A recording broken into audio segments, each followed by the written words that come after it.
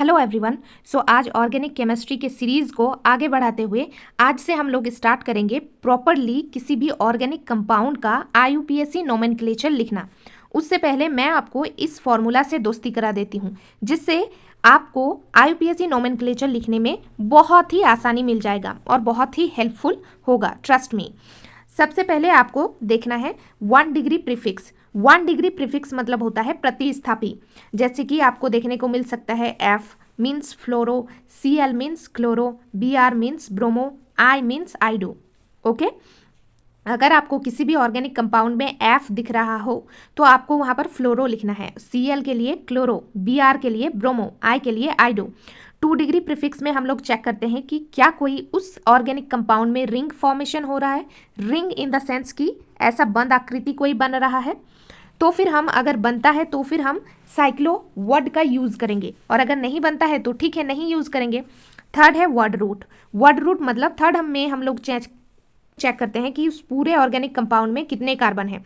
अगर 1 कार्बन होगा तो हम मैथ का यूज करेंगे, 2 कार्बन एथ, 3 के लिए प्रॉप, 4 के लिए ब्यूट, 5 के लिए पैंट, 6 के लिए हेक्स, 7 के लिए हेप्ट, 8 के लिए ऑक्ट, 9 के लिए नॉन, 10 के लिए डेक। 10 तक ही पूछा जाता है। आई होप आप मेरे साथ साथ नोट कर रहे होंगे। अगर आपको ये नहीं पता कि कितने कार्बन में क्या क्या लिखना है तो अभी मैंने कहा इसको आप वीडियो पॉज करके जरा नोट कर लेंगे। उसके बाद है 2 डिग्री सफिक्स। अच्छा, मैं आपको बता दूं कि प्रीफिक्स मतलब होता है आगे, सफिक्स मतलब होता है बाद में। 2 डिग्री सफिक्स में हम लोग चेक करते हैं कि कार्बन कार्बन के बीच में बॉन्ड कैसा है।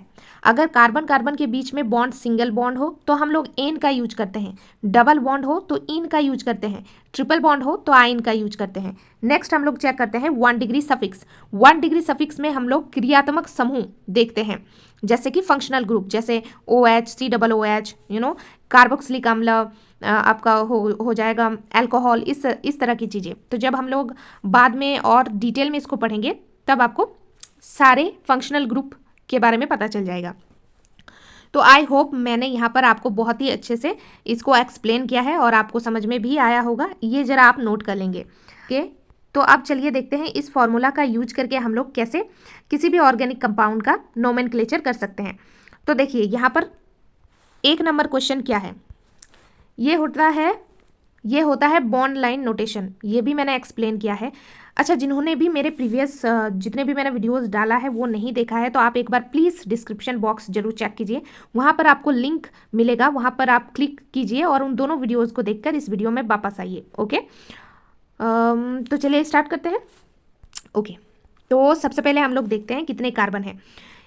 1 2 3 4। तो मैंने यहाँ पर 1 कार्बन, 2 3 4 और 4 कार्बन में Cl लगा हुआ है, तो 4 कार्बन में मैंने Cl लगा दिया। इतना आपको समझ में आ गया?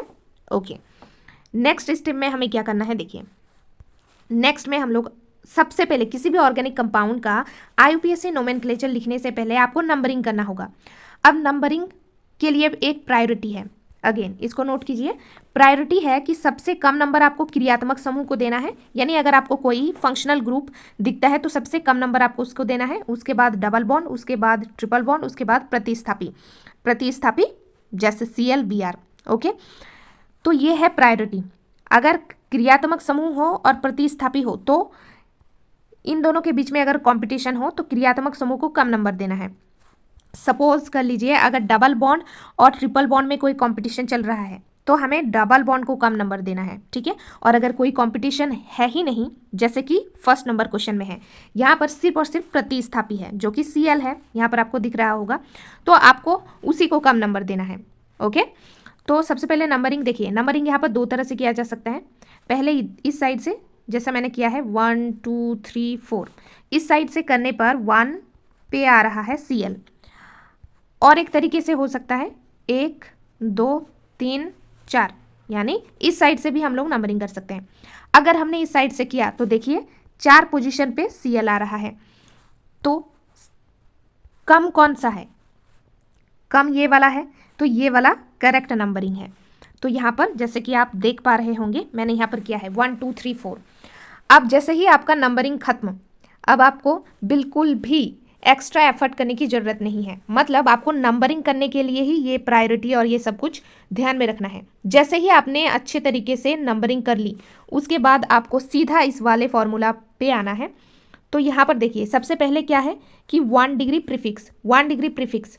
तो देखिए 1 डिग्री प्रीफिक्स में हम लोग एफ फ्लोरो क्लोरो चेक देखते हैं। तो यहाँ पर देख रहे हैं आपको Cl दिया हुआ है, प्रतिस्थापी है। Cl के लिए हम लोग क्लोरो का यूज करते हैं। अब वो Cl किस पोजीशन में लगा हुआ है, 1 में, तो लिखेंगे 1 क्लोरो। हो गया। सेकंड में हम लोग चेक करते हैं कि क्या कोई रिंग बन रहा है कि नहीं 2 डिग्री प्रीफिक्स में। तो यहाँ पर क्या आपको रिंग दिख रहा है? बिल्कुल नहीं, ये तो एक सीधा स्ट्रेट लाइन कार्बन का चेन है। तो फिर अब हम लोग चेक करेंगे वर्ड रूट। वर्ड रूट में हम लोग कार्बन के नंबरिंग, वर्ड रूट में हम लोग कार्बनों की संख्या देखते हैं। तो यहाँ पर देखिए कितना कार्बन है, 4 कार्बन है। 4 के लिए क्या यूज करते हैं, ब्यूट, तो हमने ब्यूट लिख दिया। अब 2 डिग्री सफिक्स में हम लोग चेक करते हैं कि कार्बन कार्बन के बीच में कितना कैसा बॉन्ड है, सिंगल डबल ट्रिपल। तो यहाँ पर आप देखिए, अगर आप ध्यान से देखें और आपको दिख ही रहा होगा, यहाँ पर कार्बन और कार्बन के बीच में एक ही बंध है, यानी सिंगल बॉन्ड है। सिंगल बॉन्ड के लिए हम लोग एन का यूज करते हैं, यानी एन का यूज करते हैं, तो ब्यूटेन। तो इसका IUPAC नोमेनक्लेचर क्या हो गया, 1 chloro butane. Next question number 2।